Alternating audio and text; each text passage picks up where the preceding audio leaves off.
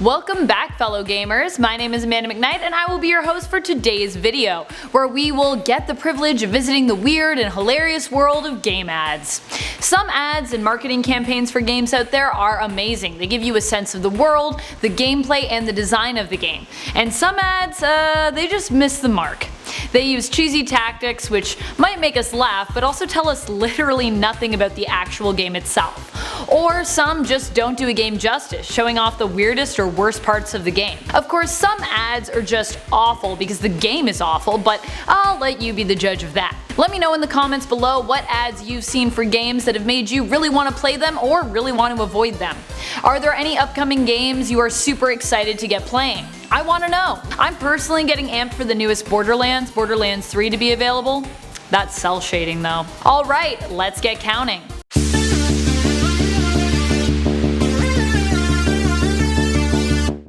Number 10, Skyrim. So this one was less an ad and more a marketing ploy, but it is so terrible it needs to be mentioned. On November 11th, Skyrim was released and Bethesda was hyping it like crazy.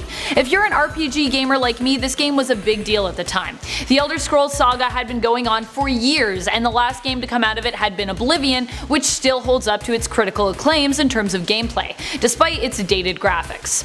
The graphics for Skyrim were also supposed to be cutting edge, and the size of the maps in the world was supposed to be bigger than one could possibly imagine. But Bethesda still felt like they needed more hype, so they employed a marketing strategy that involved offering a lifetime supply of games to anyone who named their child Dovahkiin, meaning Dragonborn, the name of the main character in Skyrim.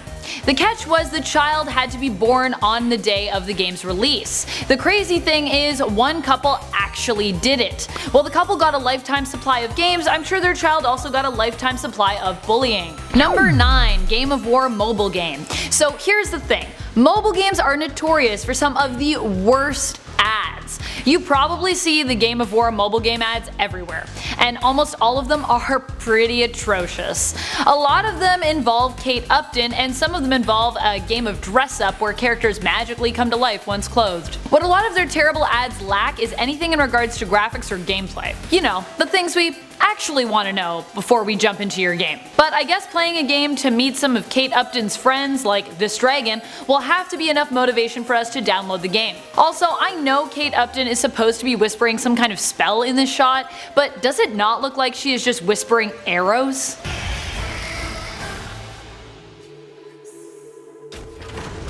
Number 8, Gameboy Pocket. I'm not really sure what is happening in this ad. It seems like a weird 90s mashup between a combo of Gushers, Hot Pockets, and Game Boy got together to make it happen. This one is on the list just for its strangeness. It also tells us nothing about gameplay or graphics, but it sure shows a lot of colored tongues, including this really gross one, coated in something white that I guess is supposed to represent the clear Game Boy Pocket color. I don't even want to know what's really happening here, do I? The ad is supposed to make you interested in all the different colored Game Boy Pockets you could own. Instead, it just makes you go, ew. Also, why are all these mouths on a shared skin background? This tactic should be reserved for a disturbing human centipede-esque horror game. Number 7, Diablo Immortal. When it comes to Diablo, this ad in terms of appearance and display of gameplay wasn't actually so bad. It kinda made me want to try the game. The reason why this one was the worst was because of the expectation from fans. Diablo 3 was the last game to emerge from Blizzard for the franchise in 2012. So at the 2018 BlizzCon, when Blizzard had a Diablo announcement to make, fans were understandably excited, anticipating Diablo 4 to be announced. What happened was an outrageous letdown. Instead, after 6 years, Blizzard announced their new Diablo mobile game, Diablo Immortal, leading to fans raging and groaning. This ad was received so poorly that we have yet to hear another peep out of Blizzard since then about Diablo Immortal, making many suspect that it may have actually been cancelled as a result. You know your ad and marketing plans are terrible when they result in a game being shelved, especially considering it's already finished, reportedly. Wow. That sucks. Number 6, Atari 2600. Atari may have been wiped out of your mind by PlayStation, Nintendo, and Xbox, but unfortunately, their ads live on. Atari used to be one of the consoles to own before the video game crash of the 80s. The company has since split up, merged with other companies, and evolved into Infogrames Entertainment. Regardless of what they're called, the fact remains that their ad for their old school gaming console has to be one of the worst. They used acclaimed musician Stevie Wonder to promote their console, who, yes, is blind. The premise for the ad is that if Stevie Wonder could play video games, he'd play Atari. And you don't even need to see to be able to play their console.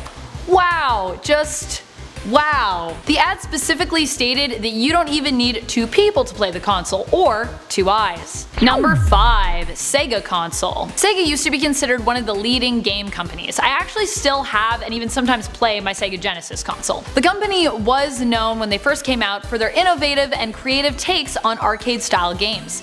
If you've since forgotten who Sega is, it might be because they sort of fell off the map once PlayStation and Xbox started dominating the market. What we are left with today in terms of what they are most remembered for is Sonic the Hedgehog, primarily, who admittedly is still pretty awesome. Unless we're talking about the CGI film version, which it's just pretty creepy. It still haunts my nightmares. But something else Sega deserves to be remembered for is their overtly sexualized and weird ads, including an ad featuring the picture of a hand on a controller with copy next to it stating the more you play with it, the harder it gets. And below that, a description of how intensely focused you'll be on the game, stating you'll be breathing heavily over the digital stereo sound, shooting all over the place, but it's no use, game over. Goodness. Silent Hill Downpour. The famous horror saga from Konami has had so many games, it's not surprising at this point that they have had to go to some pretty dire lengths to reinvent the same story.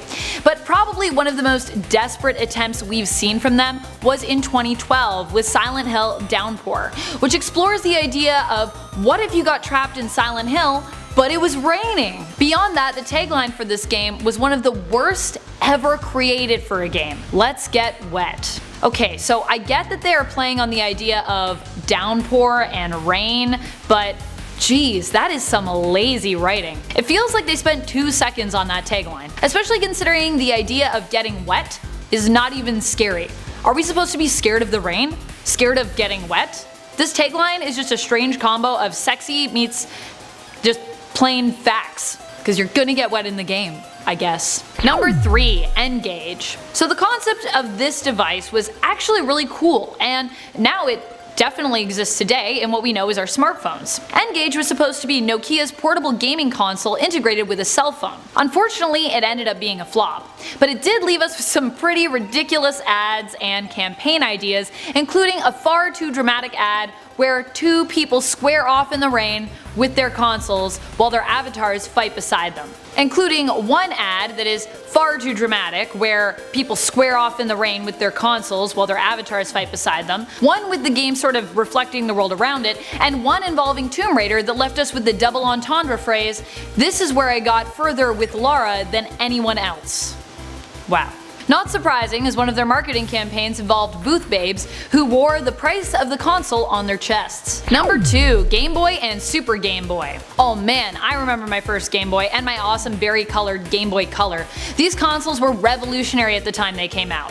One of the first consoles that boasted of being portable with good graphics. Granted, graphics have come a long way since the Game Boy and Game Boy Color, and so have advertisements. Retro ads are a strange place because unfortunately they often reflect the mood of the time, like this terribly racist ad from Nintendo featuring a native who seems to be claiming, "If these aren't the coolest graphics, my name isn't Yawiga Kanawi." Stereotyping aside here, this guy needs to be talking about gameplay because Nintendo wasn't fooling anyone with these cool graphics, even at the time the Game Boy was released. Number 1.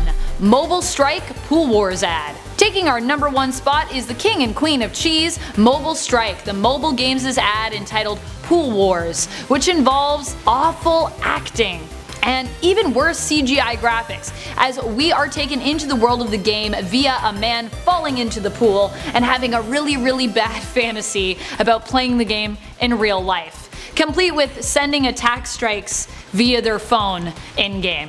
Wow.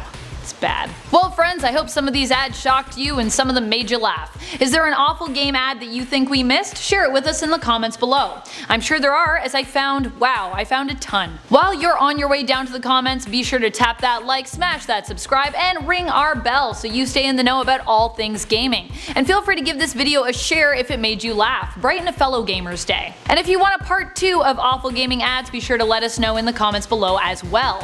Thank you so much for watching. This is Top 10 Gaming, and I'm your host Amanda McKnight, saying goodbye for now and reminding you to keep on gaming on. Pew pew!